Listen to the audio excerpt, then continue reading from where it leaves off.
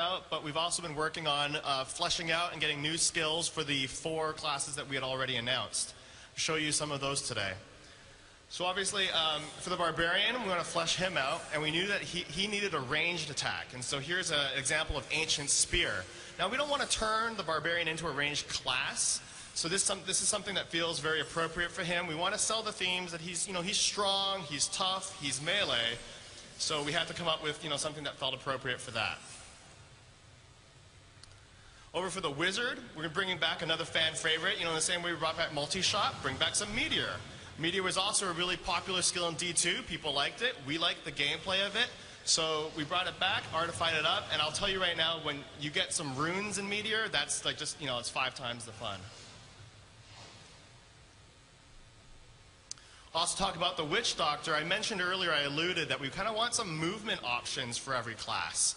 In the Spirit Walk is the movement skill for the Witch Doctor. We wanted, again, something that stays thematically consistent for every class. In the Witch Doctor's case, he's about spirits and voodoo, so a Spirit Walk ability where he turns incorporeal, he can walk around, he can walk through enemies, he can go around a corner, and then when the Spirit Walk ends, he comes back and his physical form becomes teleported to wherever his spirit form is when the ability ends. It's pretty cool.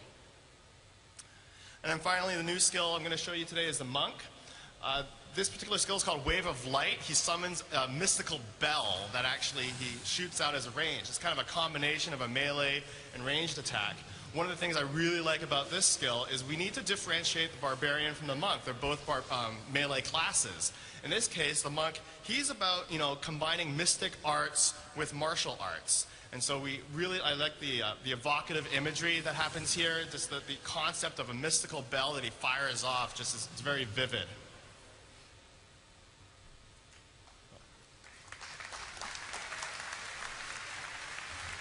All right, back to me. So I'm going to tell you about a new system that we've added into Diablo 3 in the last year. It's called traits. So what are traits? Well, essentially they're passive skills. They are ways that you can customize and modify and essentially kind of role play with your character and diversify your character builds. So you gain them as you level up. It's basically every other level. You don't get a point every level, but I think it's every odd numbered level you get a trait point. And really the goal of these is to alter your core attributes and aspects of your character. So if you have a Barbarian and you want to be stronger, there's a trait for that. If you have a Wizard and you want to focus a lot more on elemental skills, you have a trait for that. So, and a lot of it is also to take the opportunity to add flavor to the game world. So every trait has, in addition to just instructions on what it does, it has a little excerpt of some flavor text that tells you about the world, and it also is designed as a skill to sell you something about your character and your class. So I'm going to give you some examples of that. So here's a trait example for the Barbarian called Inner Rage. So this highlights something really important about traits. They're not universal to all classes. Every class gets traits that are unique to them. There's some that carry over where it makes sense, but for the most part, they're very unique to each class. So we want to sell the idea that the Barbarian not only is an angry dude, which you probably have figured that out already, but that he actually gets power through his rage. And so we have a cool name for it and also some text that kind of tells you about that. For the Wizard, a lot of the traits take on more of a magical bent. We want to make sure that we sell the idea that even when the Wizard's not casting, magic missiles and summoning up tornadoes, that there's just something inherently magic about her. So here we have a trait called Prismatic Cloak that essentially makes all of her armor spells more powerful. And it's the idea that she's just focused on this one ability such that she's amped them up. And again, we put some nice flavor text that basically sells the idea of if you choose to be this kind of wizard, this is who you are. That's something wrong with this thing. I don't know. Yeah, I think the clicker's broken. So why did we decide to do this system? There's a bunch of reasons. The main one's character customization, and those of you who know and love the original Diablo and Diablo 2 know that character customization is a huge part of the game. And if you're new to Diablo, that's what it's all about. So that was a big focus for us. We used to have a system in Diablo 2 where you could spend attribute points on all your core attributes. And this system was much loved as a customization tool, but in actuality, when we looked at it, most of the builds took the exact same points in the exact same areas, even across classes. And so we didn't really feel like it was a good customization system. So traits was really specifically to address the removal of attribute point spending. So as I mentioned before, you want a strong barbarian, somebody who hits really hard, maybe is really tough. There's traits for that. You can take Legendary Might, which increases your strength. You can take Iron Skin, which gives you more actual armor. But let's say you want a Berserker Barbarian. You care more about attack rate, hitting the enemy before they can hit you back. Well, there's traits for that that can increase your attack rate, can increase the power of your debuffs on enemies. So more variety equals more builds. Every class now has roughly 30 traits, and those traits you can spend between 1 to 5 points in them. That adds up to roughly right now about 90 points per character. And when you consider that you can only get about 29, 30 trait points, it's a lot of customization. So even if we look at this and decide, well, maybe this is too many traits, we'll just reduce the point spending in it because we want to keep the customization really high. So, and one of the last reasons that we really wanted to do this is that there was always a bad decision to make in the previous skill trees where you knew that a passive skill like this, if I take this, it gives me more armor.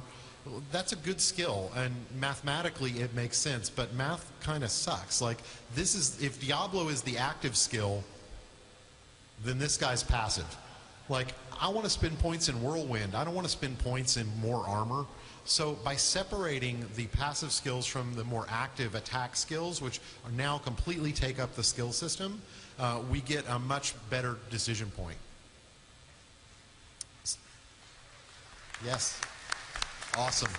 Glad you like it. So the last thing is making numbers awesome. So how do you make math cool? Well, we tried to set it on fire and put skulls behind it, and that makes it pretty cool, but it wasn't really enough. So a lot of the design behind the trait system is, if we're going to have you take a passive trait, I don't want it to be like, oh, if you take this trait, you get 0.1% more armor. 0.1% doesn't sound very awesome. So for us, it's like, no, it's a big number. It's 25, 50, 100% more. Whatever number basically sounds cool when we get it. So we're really working on the system to make sure that these don't feel like weird numbers that you're not sure what to do. Diablo customization is very straightforward. The idea is very, simple to grasp, and that's important to us. So we don't consider the system done yet, so I love to share kind of our process with all of you. What's on our to-do list? Well, the UI is not awesome, and it's okay for me to say that because I designed it. So I'm not, maybe my UI artist I can probably, but he just does what I say. So it's just a grocery list right now, and it's not very fun to use. Gaining them every other level isn't perfect. It may be fine. We may ship with that, but right now it feels kind of like, it feels a little weird. Like you don't almost know when your trait points are going to show up, and that doesn't feel awesome. So, and there's probably too many of them. Like, when I talk about making numbers awesome, if you go and play with the trait system, because it's fully playable on the floor, you're probably going to say, hey, I thought he said the numbers were going to be awesome. This just seems like too much decisions or too low in numbers. And the truth is, you're probably right. Like, we're looking at that now and saying, maybe we didn't quite get it right. All right, I'm going to pass it back to Kevin.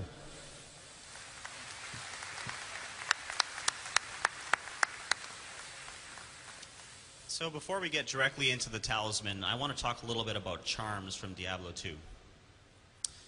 So the charm system, if you're not familiar with it, was a very simple cost-benefit thing, that there was these objects that would sit in your inventory. They take up some of your inventory space, but they would give you a wide variety of bonuses. So this was good. We liked the concept behind the system, and we liked the charms themselves. But what it led to was people keeping as many charms as they could and keeping a tiny bit of inventory space. And we didn't think that that was a great choice to have to make. And you couldn't really resist taking the charms because they augmented your build so well. So, how have we solved this? The talisman, click, there we go, is a dedicated inventory for your charms.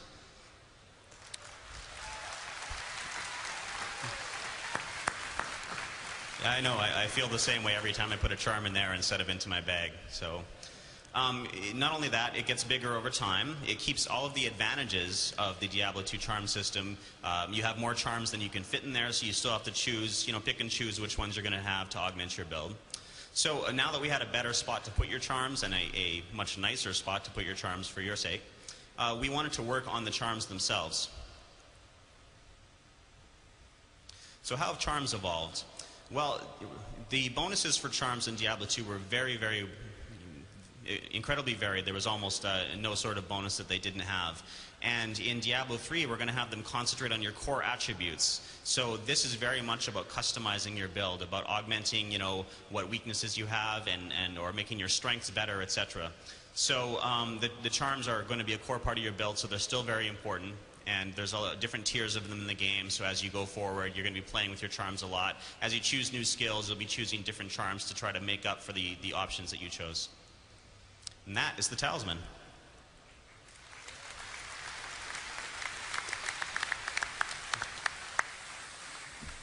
My name is Julian Love, the lead technical artist on Diablo 3, and I'm going to talk to you about skill runes today. So we haven't talked about skill runes for quite a while. In fact, we kind of gave them the year off last year to let them percolate a little bit, but they're back and they're in the game and you can play them here at the show. They're fully implemented in the Witch Doctor, the Wizard, and the Barbarian. And I would urge you to just head on over at some point today and play the game and give skill runes a try. So, here. Just a quick update, getting up to speed with where we are with runes. If you remember, runes are a system for modifying your skills. They drop in the world like gems do, but instead of putting them in your items to modify what your items do, you put these in your skills and modify what your skills do. So really, skill runes are a huge customization feature for your characters. And usually when we think about character customization, people think about things like skin color or hairstyle or maybe gear. But really, the skills that you pick for your character is a huge part of character customization. And I'll give you an example of what I'm talking about. We have an Amazon here in the front row. Can I get you to stand up? All right. So let's give it up for the Amazon. It's a great costume. But you're not just any Amazon. You're a Spirazon, right? Or are you a Throwazon? That looks like a Spirazon to me. Okay, great. So that's an example of what I'm talking about. She's not just an Amazon. We didn't just make sorceresses and barbarians. We made Spirazons. We made frenzy barbs. We made nova sorceresses, things like that. So we're really going to blow the lid off of this idea with skill runes by providing a whole lot more builds. Now, how many more builds are we going to provide? Well, I kind of get curious about this. So I enlisted the help of some programmers to help me out because I blow things up for a living. And they came back with this outrageous number. It's huge. I'm going to help you out with it. It's 96,886,000,000, blah, blah, blah, blah, blah, roughly 97 billion builds per class. Okay, so that's a really big number. It's kind of hard to wrap your head around it. So let me kind of clarify exactly what we're talking about. Okay, so this is the number of skill combinations with runes that you can have per class. This does not include things like traits, gear, dyes, charms, anything like that. This is purely active skills, okay? So you're really going to be able to come up with just a ton of different kinds of class combinations. But it's not just about numbers. Skill runes are going to provide a whole lot more. And one of the key things to keep in mind here is that skill runes don't just change what a skill does, they have the potential to change the way it looks. Now, originally, we really weren't thinking about having having different graphics for every single skill rune choice